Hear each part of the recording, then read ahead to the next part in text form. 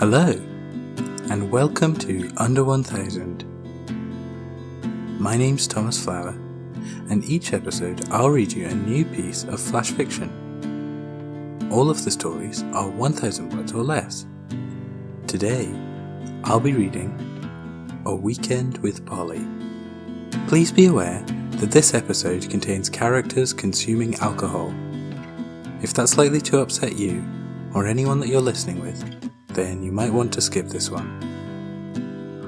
Also, just a quick programming note, Under 1000 is recorded a month in advance. This piece was written before the general spread of COVID-19 in the UK, and recorded at the end of March.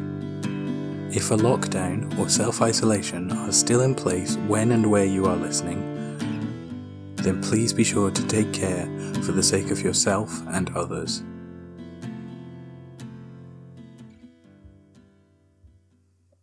I was nervous, I suppose. Although I'd known her for so long, Polly was going to be the first proper visitor to my new place.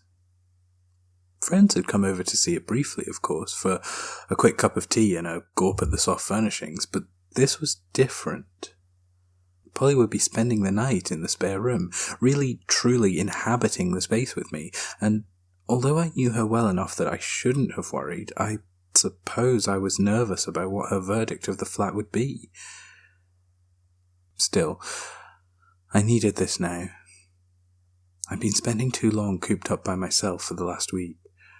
Working from home and keeping a well-stocked kitchen had led to the dangerous prospect of going days upon days without any real human contact. It was something I knew was no good for me, but which I'd still done nothing to avoid particularly.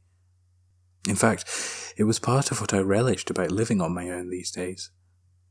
Long gone were the times of roommates and compromise. My habitat was my own, to make of it what I wanted, and if I felt like lounging around in pyjamas and eating junk food for every other meal, then there was nobody here to judge me for it.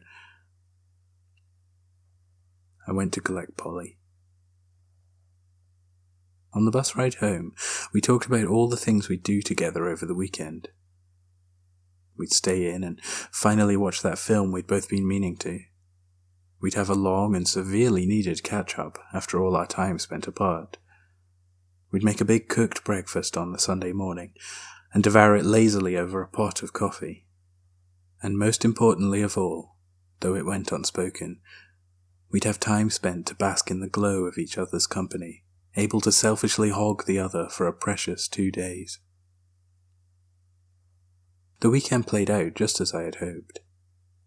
After arriving back, we sat over a pot of tea for a heart-to-heart and an extended catch-up. Polly had so much to tell me, and I her, and we had opinions about each other's situations that required covering in extensive detail. Then, 2 films over takeaway pizza and a bowl of crisps. Finally, we cracked into some booze, indulged in some light mockery of one another, before getting drunk enough to whack on some tunes and dance around the living room together like 2 joyous idiots. A perfect Saturday.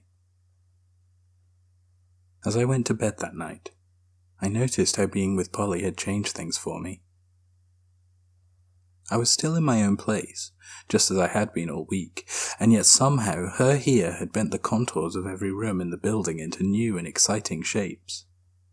The mundane drudgery of life had suddenly sprung into colour and excitement.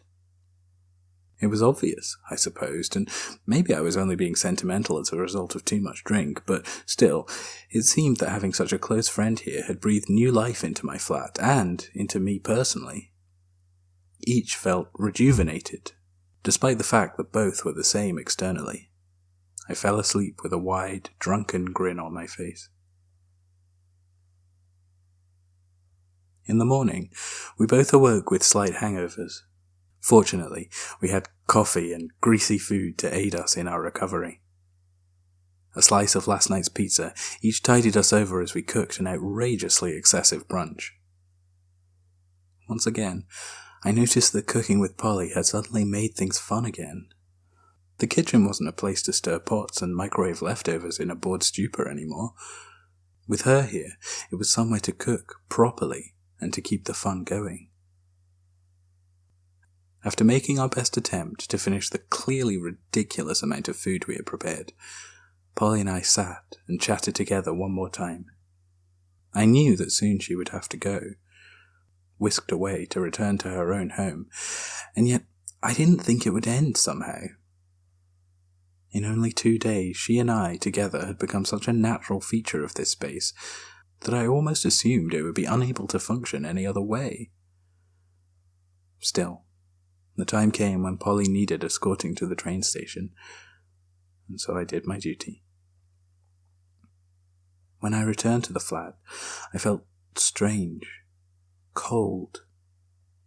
A foolishly hopeful part of myself still assumed that she would be there when I opened the door, that she would leap out and surprise me, and we would carry on from exactly where we had left things. It didn't seem possible, after one magical weekend together, that she was no longer here. It was irrational and unpragmatic, I know, but some small part of me still believed that she could somehow leave and yet still stay with me. Or at least, I wished that were possible. And so the rooms twisted back to grey drudgery. I washed the dishes, cooked dinner. The magic was gone.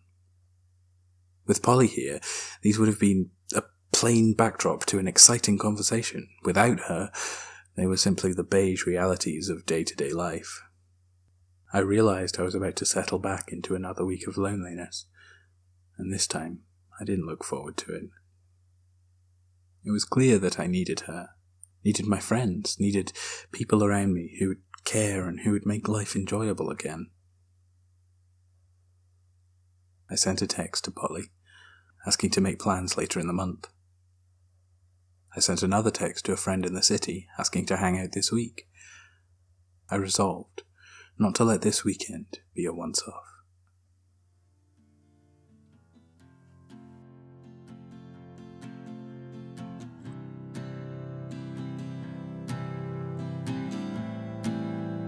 Thank you for listening to Under 1000. I'm your host, Thomas Flower. To follow the show online, look for Under 1000 Pod on Twitter or Facebook, or check out the website at under1000pod.com.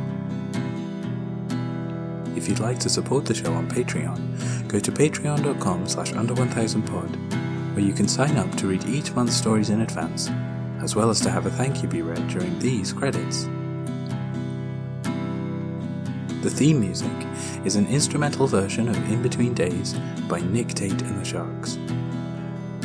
To hear the full song and more from the same EP, go to Nick Tate, NICDATE, and thesharks.bandcamp.com, or search for them on your favourite streaming platform. I hope you enjoyed this episode, and that you'll join me again next time for some more super short fiction.